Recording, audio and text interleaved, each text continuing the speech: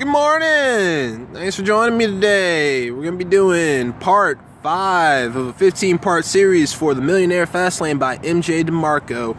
My name is Dallas Simon. Let's get into it. We're doing chapters 13 through 15 today. Chapter 13 is titled The Feudal Fight, Education. The fight against uncontrollable limited leverage. He says there are plenty of examples today, and there are also some examples he gives in the book where the Slowlaner wages war with intrinsic value by deploying the education weapon. In English, that means that some people seek education from a university or some kind of certification or some kind of $500, $600, $1,000 certificate that they can put on their wall, that they can put on their resume so that they can get a better job. But DeMarco says that this person is still going to be ending up trading their time for money, just at a higher rate. But it's still going to be uncontrollable and unleveraged. It's when you give your time for money. All right?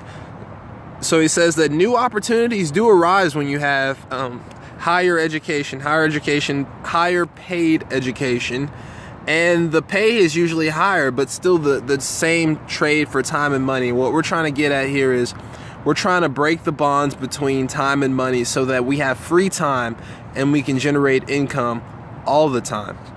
All right? And here's just some examples. Like, you have your fine universities that I don't even really know what tuition is running for these days. I tried to get in and get out. But you also have Udemy and YouTube and books and Coursera. And these are ways that you can acquire an education at a fraction of the cost. You won't have necessarily the degree on your wall, but you will have the education to do the things you need to do. Some people just need that degree, but what DeMarco says is that degree actually ends up creating education servitude. Remember, we have lifestyle servitude, and the degree can create education servitude. So he says the problem with formal education is it's ungodly expensive in time and money. $44,000 for an additional 800 hours where you're sitting in a classroom and developing a thesis. And of course you're learning. I'm not going to discredit your learning experience, and you're going to get the degree, but paying that money back over the next 10, 15 years, he says it could be a Trojan horse to your freedom. Debt that traps you to a job is not good debt, what DeMarco says. And I believe that, because if you go through a college program and you get a fresh degree, but you're sitting in like $50,000 or $60,000 in college debt, the next 10 years of your life, you need to be employed. You need to make a paycheck. You need to, because you have that loan, and you have to be able to pay that back. So what he's saying is, don't let the allure of higher education and the higher or the amount of time that it requires, and also the amount of debt requires, don't let that fool you from the fact that you're actually just trying to create freedom. You're not trying to create education servitude. It says an MBA increases your salary by 15%, but takes 15 years to pay. Was it a good investment? All right, he says the result is that conformity and limited choice. So when you have a specialized degree, for example, I have a CIS degree, that's computer information systems, it makes me unqualified for certain jobs because I have too technical of experience. So if you develop your skills with a college degree or a master's degree, you pretty much focus on a particular set of skills. So in the event that you want to cross over, having the degree is important, of course, but it's harder to cross over because people see that he's only a technical guy, or she's only a social communicator. It's going to be hard for her to catch on to the computers because of what her degree is. So DeMarco says, once again, do not be fooled, because higher, more specialized education also means you have that debt unless you pay for it all cash or with the money you have. You have that debt, but you also have a specialized skill set of knowledge that makes you overqualified in a sense. Sometimes it's overqualified. You can't get the job. So the second entrapment for education is education servitude. What I explained is if you're getting a lot of loans, or you have credit cards as a student and you're building up your loan debt so that when you graduate you have 10, 12 years where you have to be employed, What that means is you can't do anything else. You can't lose your job. The economy, oh, Lord forbid, the economy not messes up, but anything crashes or anything goes weird, or your savings or an emergency happens. You can't have any of that happen in the next 10 to 12 years because you're going to be consistently paying off those student loans.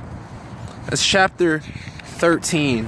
Just understanding the role of education. We have, in the digital age we have today, we have websites, we have Google, we have YouTube, like I said, some resources I mentioned earlier.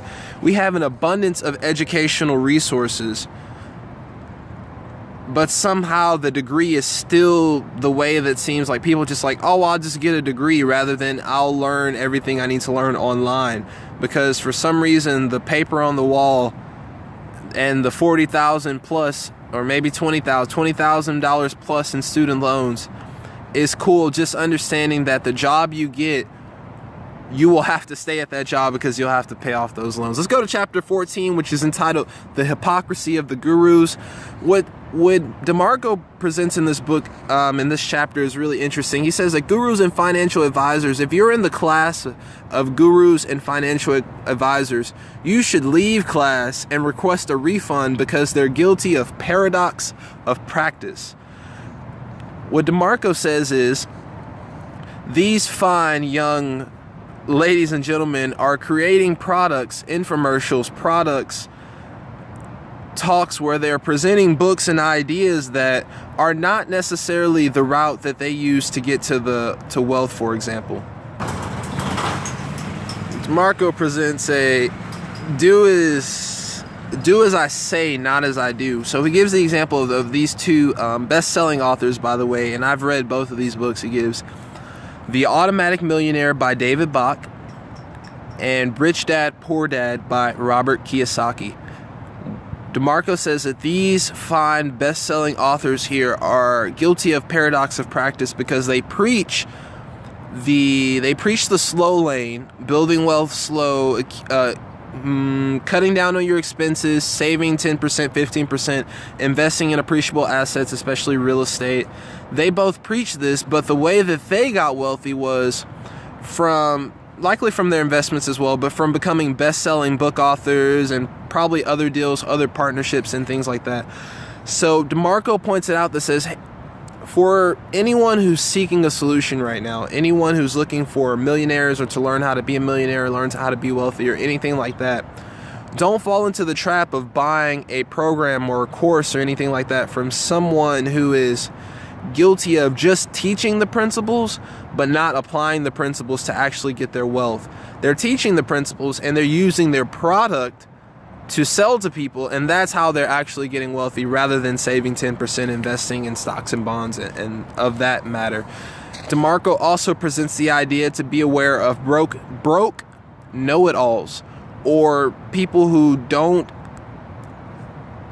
display the qualities of wealth, to be more observant when they're giving advice. I listen to all advice, but following all advice is I don't do that. But what you could do is you could just realize that if somebody's wealthy, if someone has the lifestyle that you really want, then their advice should be advice that's golden. But if someone who is not wealthy, who doesn't have the lifestyle you want, or who just shows that in their life they display qualities that you're just not interested in, and they give you advice, it would be wise to consider what they say, but then just really, I'm not going to suggest that you not follow it, but just be observant of that if they have the qualities that you're interested in. All right, so just remember that as well. The paradox of practice. Gurus such as David Bach and Robert Kiyosaki, which I both enjoy. Like I said, both enjoy both of their works. Great books.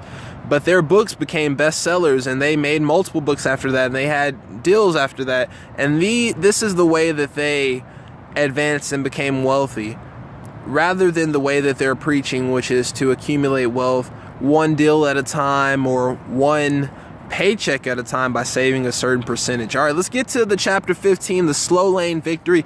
This is probably the capstone of the 3 chapters of this segment. So let's get into it. Chapter 15 is titled Slow Lane Victory, a Gamble of Hope. I'd rather live in regret of failure than in regret of never trying. MJ DeMarco. Wealth by the Slowlane roadmap is analogous to Exodus, the biblical story of Moses. God leads Moses out of Egyptian bondage into a daunting 40-year journey through the desert with the promise of a glorious future in the land of milk and honey. After a lifetime of toil and struggle, Moses arises at the doorstep to his destination and wham! He dies. He never sees the promise of the journey because life has no guarantees. MJ DeMarco, ladies and gentlemen. Just think about this. And this isn't MJ DeMarco. This is in the Bible. But he does it so well because he puts it in context of his persuasion here. But yes, graduate from a college. Get a good job. Entrust your money to the stock market. Serve the boss well. And you might be rewarded. In today's financial climate, I'm surprised people still believe it. People still believe it. People still live it. Paycheck to paycheck, saving just a little bit here, investing in your 401k, having a little bit of savings, maybe 2 paychecks away from it all crumbling down. Welcome to America. Trying to be on the fast lane, ladies and gentlemen. You see how it is. But he says that life has no guarantees. I don't know how long I'm going to be alive. I don't know what could happen today to any of my family members or to any of the things that happen. I stay hopeful. I stay positive, of course, but shit happens. So he's saying that when you're on the slow lane, you're just hoping. Hope. You're high on hopium. Okay, so he says that to assume that life won't throw you any curves is naive.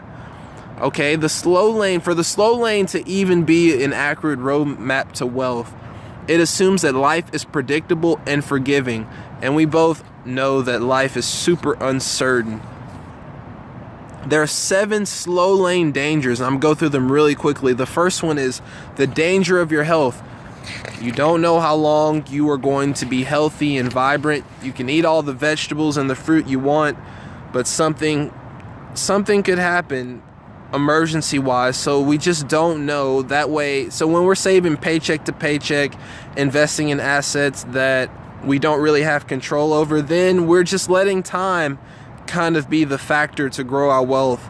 But we don't know how much time we're going to have, so we both understand that time is going to be a really hard component to play with in your wealth equation. Number 2, the second danger of the slow lane is the danger of the job. Who knows when your company may go out of business, or your company may be very great, but who knows if you're going to be employed at all times, safely climbing the corporate ladder, avoiding layoffs, avoiding politics, avoiding firings and all that type of stuff. Who knows if you're going to do it? Maybe you will, maybe you won't, but when you're on the slow lane, you have to depend on your job to make the income to become wealthy. If you get laid off, then that is a bump. It's not even a bump. Your car breaks down on the slow lane roadmap. All right, so the third danger is the danger of your home. And these are the 7 slow lane dangers. The danger of your home. So David Bach in The Automatic Millionaire, Robert Kiyosaki in Rich Dad, Poor Dad, they both convey how your home can be used as an asset to build your wealth. But what DeMarco says, his home is not an asset that he depends on to build his wealth. Rather, it's just a living residence for him, because he understands that the value of homes can depreciate drastically very quickly. So he doesn't rely on that. And that's a slow laner would say that my home is my biggest asset, or my home is, my home is my biggest asset. Rather than developing a business that can be their biggest asset while their home is just their primary living residence. The fourth danger of the slow lane is the danger of the company. And we talked about this, kind of like the danger of the job. If you have your pension, or you have your retirement, or you have stock in your job, if they pay you part like in stock, who knows if your company is always going to be valued at that certain level? Who knows if your company would have a freak accident suddenly slash 50% of their workforce? No one knows. In a job, you are in a slow lane, you'll never be rich. You have uncontrollable, limited leverage with a job. The fifth danger of the slow lane is the danger of lifestyle.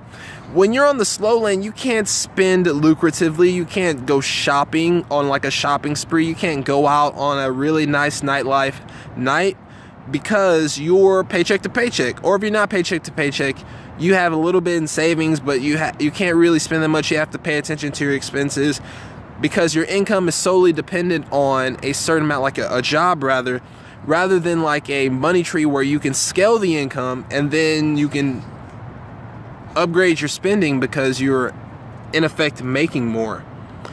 So that's the fifth danger of the slow lane, is the danger of your lifestyle. The sixth danger of the slow lane is the danger of the economy. And I live in America. I don't know where you live, but also this might be a global thing as well. What happens when the economy collapses? Do you break down financially as well? I know the nation breaks down, but will you be breaking down? Will you have cash reserves set aside, real estate, and a business or some way to continue to generate income, maybe a global business? So if America starts messing up, then you can make your money from somewhere else. Consider that, because when you're in the slow lane, you're dependent also upon your country's economy to keep you in the game. So if your economy is not keeping you in the game, or for example, you have a 401k or stocks and bonds and shit crashes, then your account also reflects that because you have no control or no leverage when you have those type of assets. But if you have your own business, of course you'll be affected by it, but will you know how to better prepare yourself for that type of disaster? When you're in the slow lane, you don't. When you're in the fast lane, you will be better prepared for those type of situations. All right, and then the seventh and final danger of the slow lane is, and let me just make sure I get it right, the danger of the sidewalk. So you're on the slow lane for so many years that you just give up. It's like, there's no hope. I'm hopeless. I can't control my job. I can't control the 5 days a week that I'm work. I've been doing this for the last 10, 15, 20 years. I feel powerless. So you downgrade from the slow lane to the sidewalk, which in effect is just like giving up. It's like, I'm done with this. You know what I'm saying? I'll never be rich. I just give up. When you do that, he says that you won't be wealthy. But then you'll be on the sidewalk, so your destination by true essence is poorness. It's poorness. Remember that the sidewalk leads to poorness, the slow lane leads to mediocrity, and the fast lane leads to... I'm sorry about that. Damn, I try to get a clean recording, honestly, but shit happens, so I have to wake up before the city wakes. I live in Houston, so I have to wake up before the city wakes up, before everyone else wakes up. I'm at U of H right now. By the way, I freaking love this campus. It's so beautiful. So let's wrap it up. It says the slow laner tries to manipulate their weak mathematical universe by making their variables malleable. Manipulate intrinsic value by increasing hours worked. Can I have another 72 hours, so I can make some more money? They manipulate intrinsic value by changing jobs or adding jobs. I need a second job. I need a third job because I need to make more money. They manipulate value by going back to school. Welcome back. Welcome back. We're glad to have you back. It'll just be another 30,000 for another 800, 300, 400 hours. And we'll give you this little loan here and this little note that says you're qualified. Okay. I have a degree, by the way, so I actually approve of school, but the way I do education is a little bit different now. Okay. It says that they try to manipulate, these are slow laners, by the way, they try to manipulate compound interest by seeking better investments. I have done this. I'm guilty of this. I have 7 accounts right now, all different interests, just for me starting off to me trying to figure out how I can get more interest on my money, for sure. Then they try to manipulate compound interest by increasing the investment. But here's the thing right here. The slow laner is trying to... He says, let me just make sure I give the example. The slow laner is trying to push the car accelerator, hoping to reach upper speed limits on their vehicle, when in fact it's the racetrack, it's the roadmap that's the problem, not the accelerator. All right. So just when you have the accurate roadmap and you understand the principles of the fast laner, then you can jump on the fast lane and you can ride in your Corolla, because I have a Corolla. I'm gonna get a Porsche eventually, but you can ride on your Corolla in the fast lane, because I'm on the fast lane road and I'm upgrading my vehicle. I really like the way he puts it. And let's wrap it up here. I see we're definitely approaching our time limit. Most definitely. Okay, you gotta pick up this book if you haven't already. I really appreciate you watching and keeping along with us. Paul's definitely gonna make some videos too. It's not just gonna be me for sure, because Paul is the bomb. This is Dallas from the DP Library. If you could, I'd like for you to like this video and come back to our website. We have the DP Golden Club coming up. We're going to be doing some events. We're going to have like another course for a book called Permission Marketing coming up. It's going to be awesome. Check that out. So you just click the link under this video. It'll take you to the site. Go to our About page and sign up for the DP Library so you can get updates. I really appreciate you watching. I said it like 4 times because I'm not lying. It's going to be an awesome day. I got to work today, but it's going to be the last 8 hours before I have 2 more days off. Yeah! Have an awesome day. Appreciate you watching. Peace!